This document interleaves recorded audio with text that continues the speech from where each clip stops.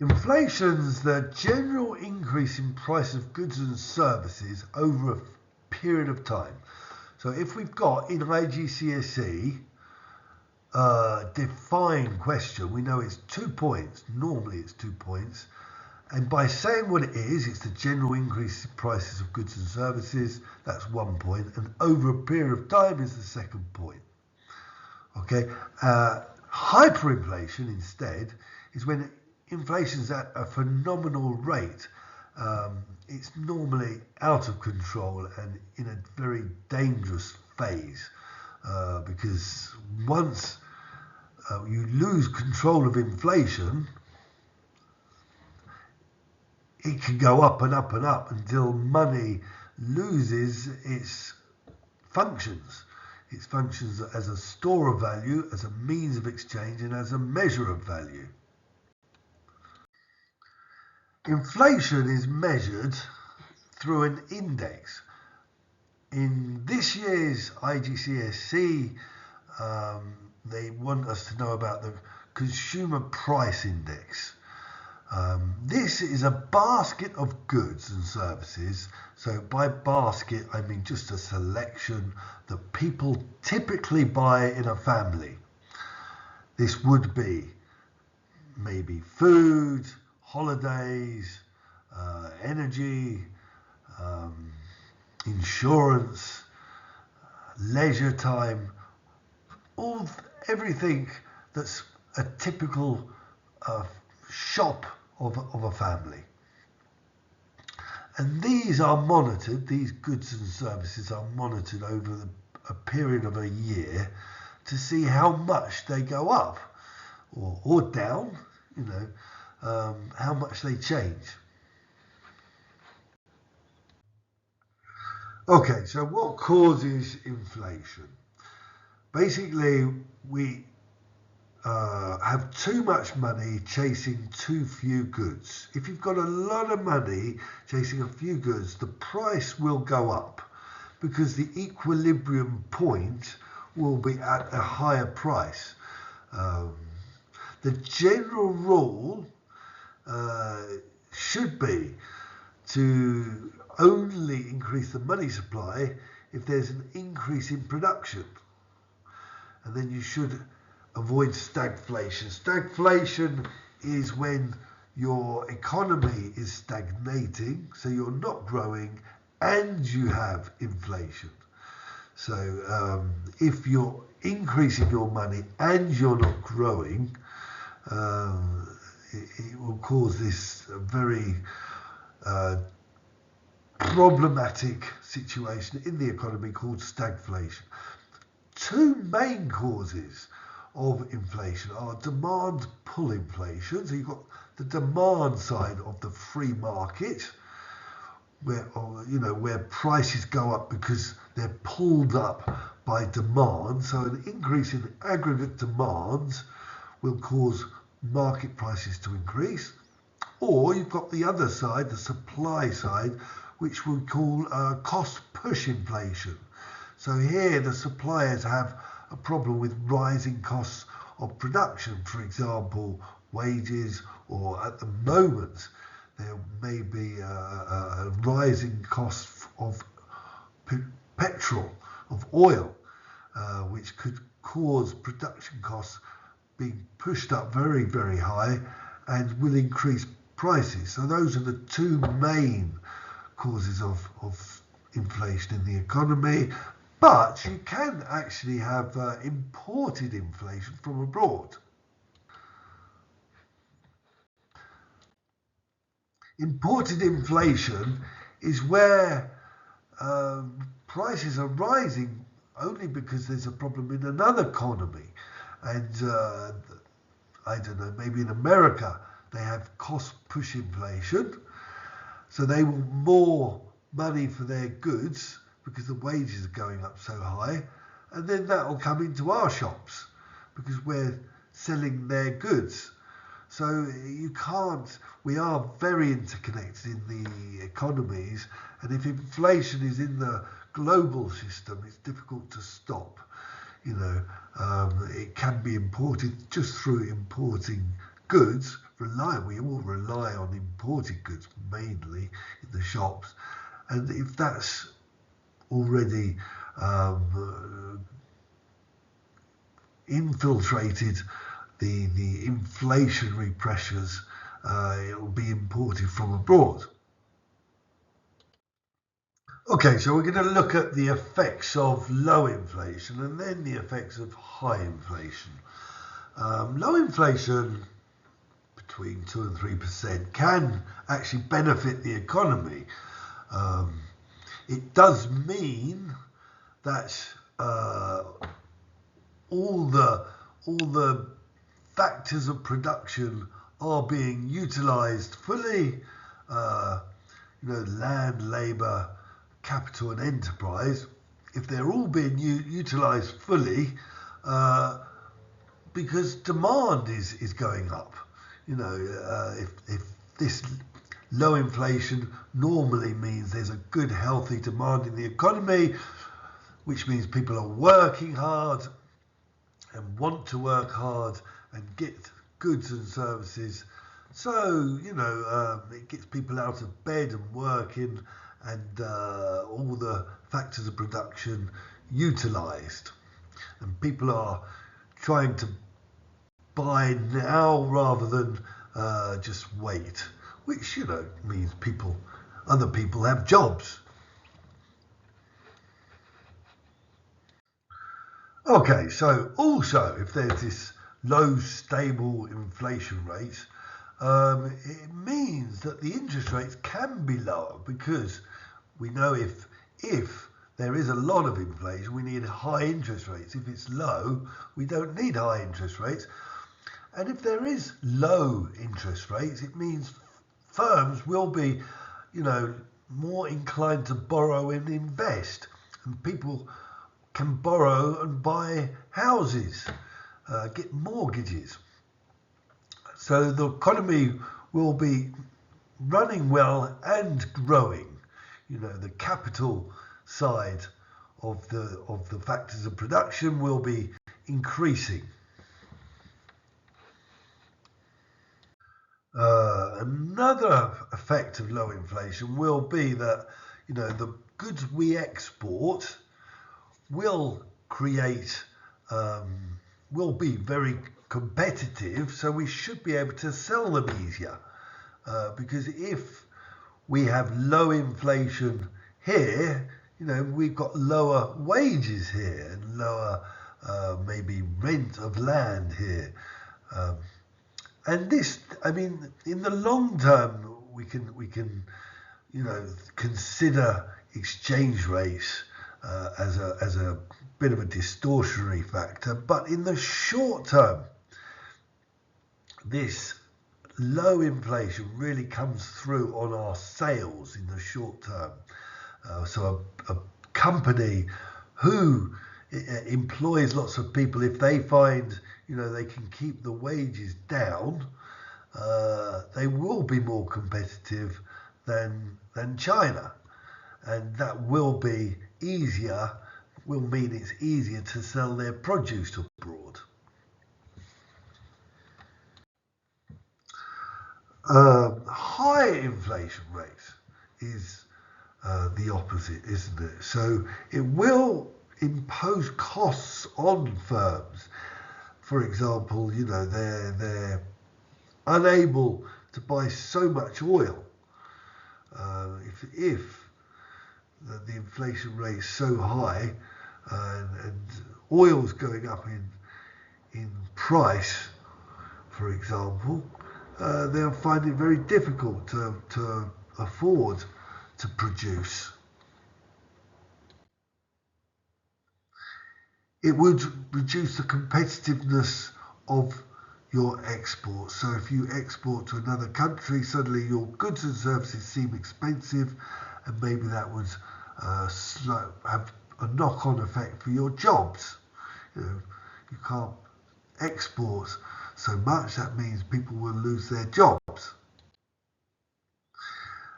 Very important one, this. Businesses and companies generally, they need certainty.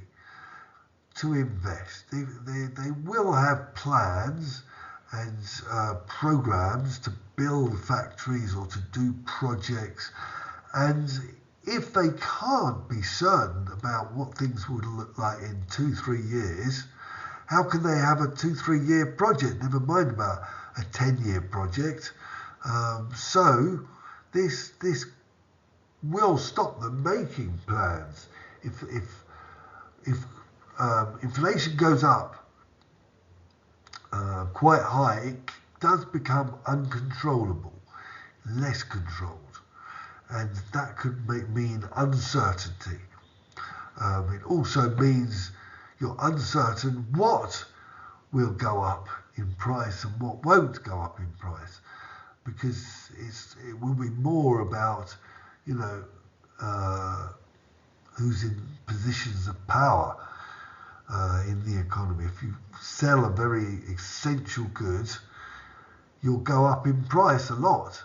If you don't sell a very essential good, if your good is product is elastic, very elastic, maybe it won't go up so much. So it does create this kind of confusion and uncertainty about how things will go, and you can't plan so much because you don't know what things will cost in 2 years. Okay, so the consequences of inflation will be different for different protagonists in the economy.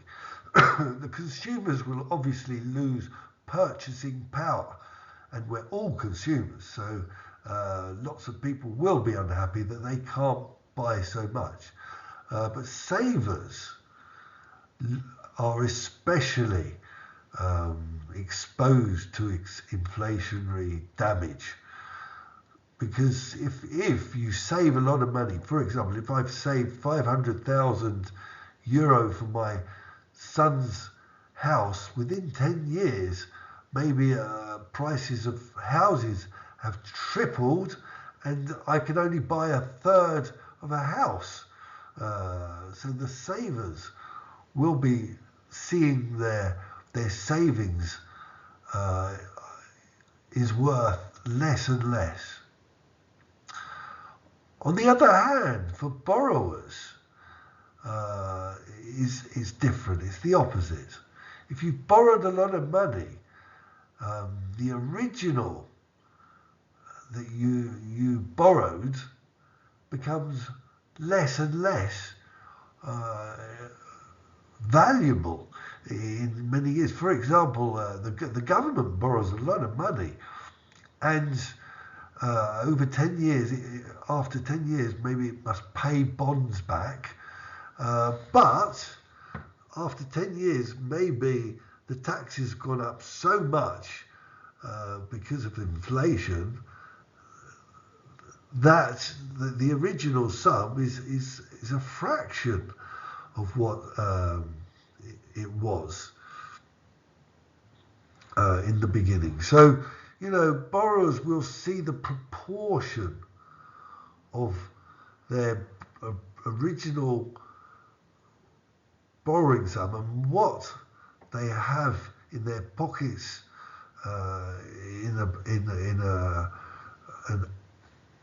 in real time. Very different. The proportion will be much lower. I'll give you an example. For example, if I borrow £100 and I say I pay it back in 10 years, and I'm earning £100 every week, and there's a lot of inflation, so maybe in 10 years I'm earning, £1,000 a week. £100 is a tenth of a week's money. It'd be very cheap to pay it back. So in that sense, we can see, borrowers do benefit. And for example, the government is a big borrower, especially Italy, so inflation isn't such a bad thing for them. For firms have a particular problem with inflation because they suffer from the uncertainty of an economy. They don't know, how much they'll have to pay their workers in a few years, or how much they'll be able to get for their products in a few years, because high inflation tends to be out of control, and it's difficult to establish. They want something more stable. They need stability, firms. So I think, high inflation is not a good idea for firms generally. Workers, those workers with strong unions and that produce things that are essential, will find that, they can get a lot more money, because they can use the negotiations to say, we want to at least the inflation rates, but those other workers with weak unions will tend to be fall behind. They tend to be hurt by inflation because they're in a weak position. And that's a similar thing for firms. If they're producing things that are essential, generally they can do well, even in inflationary contexts, whereas those in less that produce more elastic products, demand elastic products, will find it difficult because they won't want to put their prices up. They produce things that aren't essential, and this might be a problem. For the economy generally, it is a danger. Like I said, it can get out of control, and then you lose total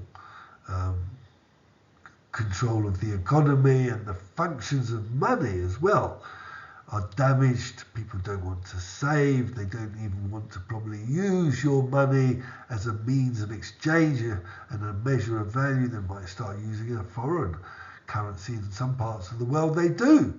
They use a foreign currency because it's more stable. Like, for example, Iraq, they use the dollar sometimes. Many people, if they want to save money, they will save in dollars. So for the economy, it's not a good idea.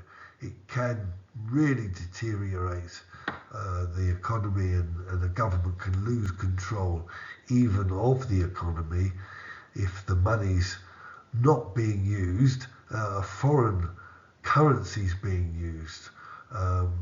They've lost control of the economy. The foreign state can decide, how much money is allowed in that country in that case. So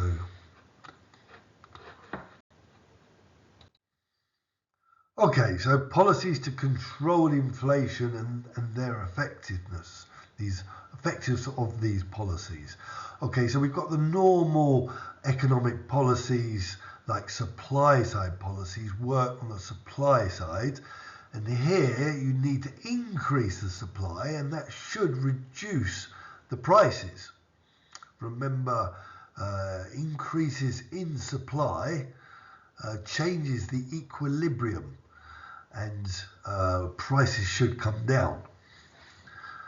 But the problem with this is it takes a long time. So for a government to do supply side policies, they have to really wait for the effects to come through. Changing people's education, for example, takes a long time, and maybe is very difficult to reform schools.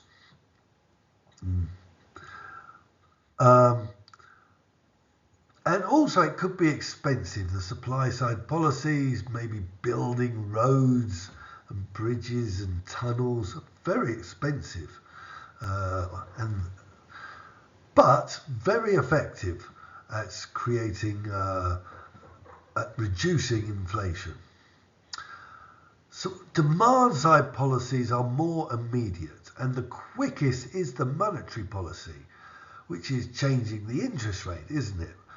By increasing the interest rate, you should reduce inflation because the money will flow into the banks and reduce demand. So the demand side policies are for demand pull inflation.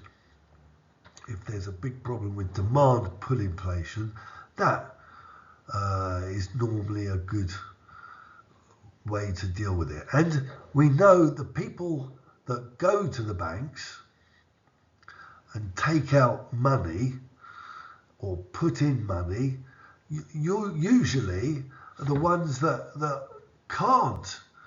They're not going to spend that money. Well, they're obviously not going to spend that money. So it is very effective and it's very quick. Whereas the fiscal policy, by taking money out of the economy, it doesn't mean people would reduce their demand. They might still continue to spend their savings, eating into savings or something, or just spending and not saving so much. So it's less effective, and it does take a bit longer to come through to reduce the demand. For cost push inflation, you could have supply side policies more because demand side policies wouldn't work.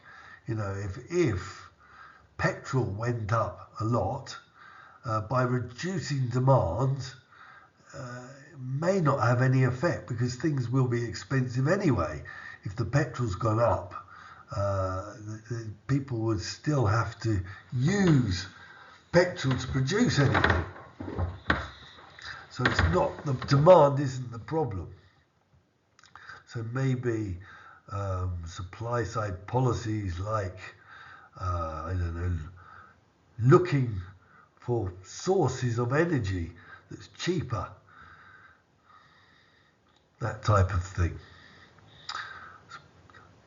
Okay.